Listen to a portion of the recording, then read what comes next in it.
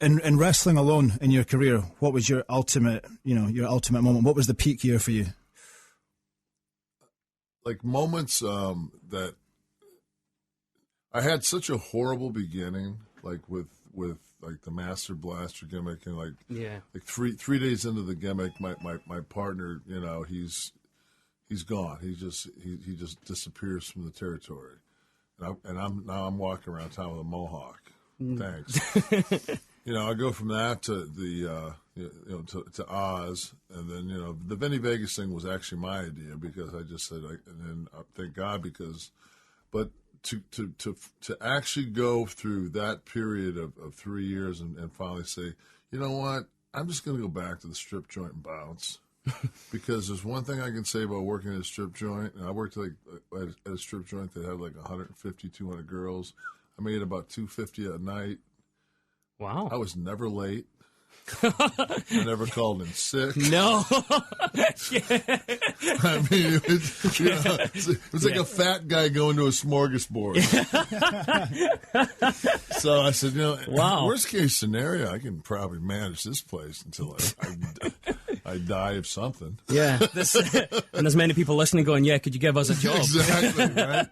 But when Vince called me out to his house after a European tour and told me that I was going to win the strap.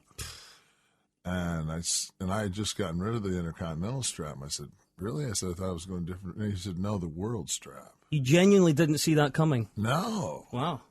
And we had gotten tanked in somewhere in Austria. Me and Sean were working against each other, and we were like hammered. And I thought, oh, man, I'm going to get fired. In my mind, I'm going out to Vince's house. I'm waiting for him at the pool. Yeah. He comes out. I'm like, oh, man. I'm thinking, what am I going to say? I don't want to get fired. We're going to put the strap on you. Well, no, the world strap at the Garden. Wow. I was like, wow. And I'm very goal-orientated, and it really set me back because once I achieved that, it was just like, now what? Yeah. Like, what do I do now? What's and I was green, at that point I probably had 300 matches. Wow. But you had a long run with the strap, though. Yeah. You held it for a year? Almost a year, yeah. Wow. But during that time, I mean, even within that year, I guess you're still learning the whole time. Oh, every night. Every night I learned. I always wanted to ask this as well. When you get the strap, do you get that feeling from the other guys? Is there a bit of why's he got it? Not so much because we had such a young crew. Brett was probably the most seasoned. Yeah. And Brett but Brett was, Brett and I had really good chemistry, and Brett really helped me. He wanted me to be successful. Undertaker was the same way. Mark was really, so the guys, because we were so young, we were working so hard, and we were making, a fraction what the Hogan era guys were making in the same spots. Yeah. And we were trying to basically dig the business out of the drugs, all the drug stuff that went through the federal government and all the, guys sucking toes and all the other crap that was going on. It was a real downtime. Yeah, for the it was. just, hey, thanks a lot. Did you feel the pressure then on you with all that going on? Well, you did, but at the same time, I mean, you were so numb because all you did was work that it was just, it was almost, just you were a zombie. I mean, you just, I remember times driving to buildings like 100 miles an hour and not wanting to be late and saying, do you think it'd be okay if we just stopped and ate?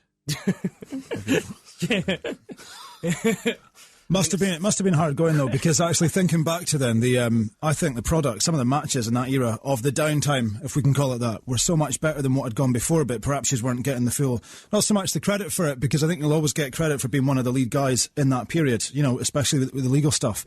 But it seems like the product was so much better than it was in the so-called glory days of the late 80s, early 90s. Right. Yeah, you presumably weren't reaping that benefit because some amazing matches at that time. Yeah. Yeah, and what it was they had, they had spent so much money on A, the defense. Yeah. B, the failed ICO Pro / world bodybuilding, so I mean, there was, there was, and we were paying, we were paying for all that because it wasn't, there were no shareholders at that time. No, no. It was just. Vince poured a lot of money into Lex Luger's muscles. I tell you, that Lex Express, boy, there was a run.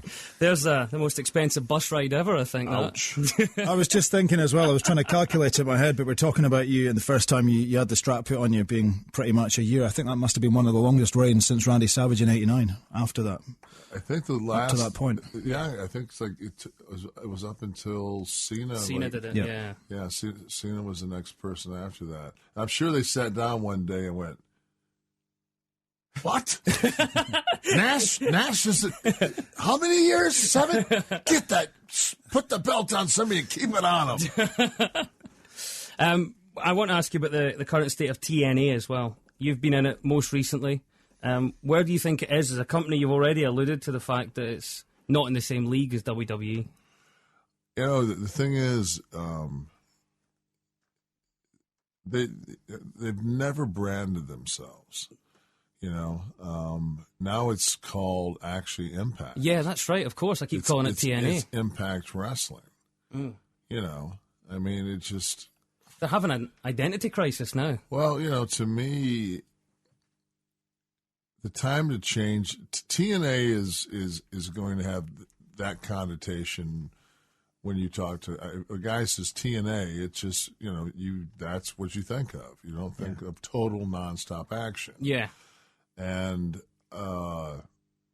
when they went to and got the Spike deal, that was when you made your change. That's when you rebrand. That's when you should have done everything. And they didn't. There were so many of us that made that call and told them, this is when we they never did a national ad campaign. No. They never did anything. They never put any, it was always like, let's spend $800 on an ad campaign. Like, what? Yeah. Like they needed a almost got milk type of an ad campaign. They needed national exposure. They needed something to show that there was an actual, and then what happened was, in them not doing that, it was just to everybody else, because there was ECW and there was this and there was that, it was just another hybrid of something that McMahon owned.